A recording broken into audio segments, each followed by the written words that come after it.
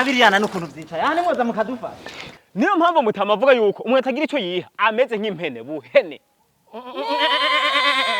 Ngo kwaheri yo bayi wewe mujene ushikana imyaka 200 utaronka kuguteza imbere ngo kwaheri. Ivyo rero bishigeze n'umukuru w'igihugu Evariste Ndayishimiye aha bazugwaruka ngo muri kumurondera impano yanyu ahantu yobiri ngo fata umutwe wawe ubukoreshe mu kumenya impano yawe iri ngo ni naho uzomenya ivyo kurikirana kwishure.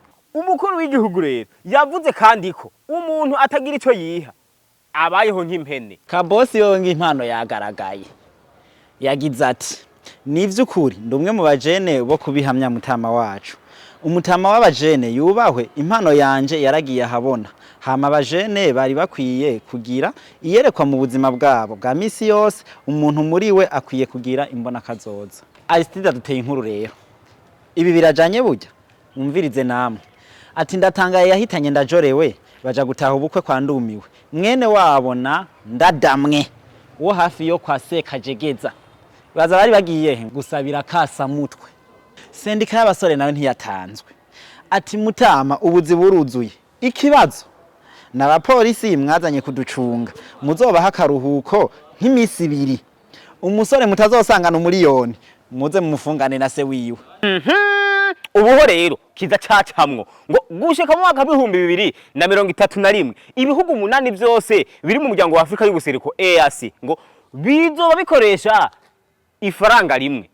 Muri ico gihe rero ngo n'ubutunzi bw'u Burundi buzoba bwariyongereye ku rugero rwa 3 n'ibice 8 kwijana na 4 n'ibice 3 kwijana nkuko vyavuye mu nama yahuje abagize komite y'umuryango wa Afrika y'ubuseruko yabaye kwa 2029 mu kakaro uno mwaka nyene turimo.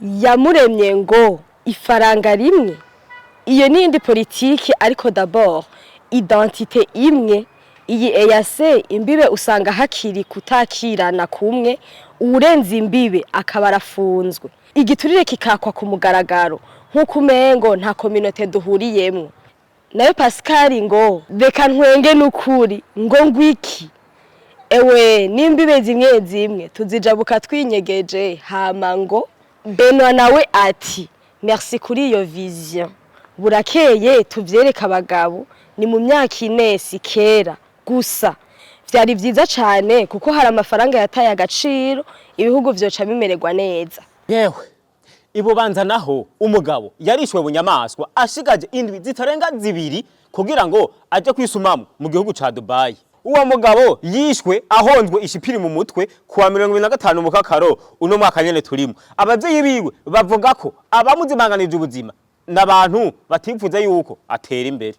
Chanel yagize ati vyukuri numvise njugumiye twese tuzopfa ariko kwicisha umuntu ipikiri ata muntu yakwiciye ukamwica ugwagashinyagura none vyukuri igihugu coburamwo inzara n'uruzuba na za corona mbere tubayeho ku mbabazi z'Imana kuko umunsi umwe izoturandura pe.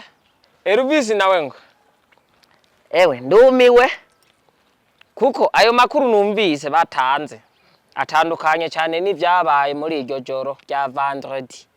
Uwo musuma arazwi cyane muri zone Muramba nta utamuzi mu kwiba none wobona saa 6 z'ijoro mureha mu nzu ukamutwengera ngo karibu utamwikijije aragusatura kukuba watewe.